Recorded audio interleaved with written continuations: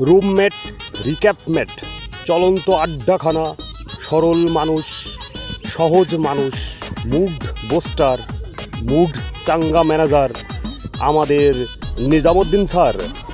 আচ্ছা, এই আমাদের নিজাম স্যার এত ঘুরতে পছন্দ করেন, মাঝে মাঝে গুগল ম্যাপও বলে, ভাই একটু বসেন তো।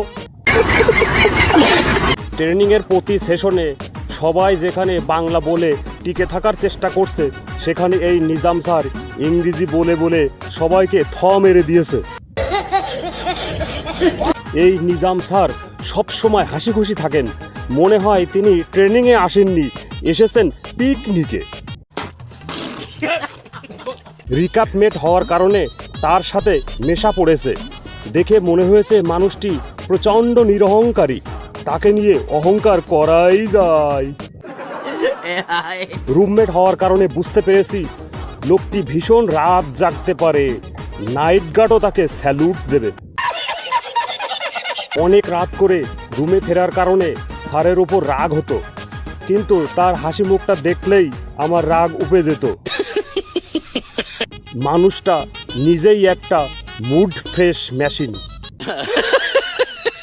ল্যাপটপ হ্যাং হয়ে গেলে নিজাম স্যার ল্যাপটপের সামনে গেলেই ল্যাপটপ নিজেই ঠিক হয়ে যেত।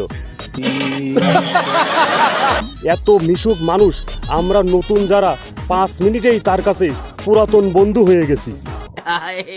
তার কথা শুনলেই হাসি লাগে, পুরো ব্যাচের মধ্যে তিনি ফ্রি এন্টারটেইনমেন্ট প্যাকেজ।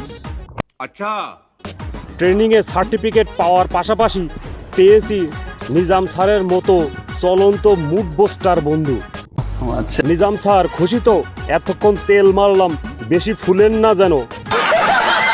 এত প্রশংসা করার পরেও বিকাশে যদি টাকা না পাঠান, বুঝবো সকল তেল মারাই আমার বৃথা গেল।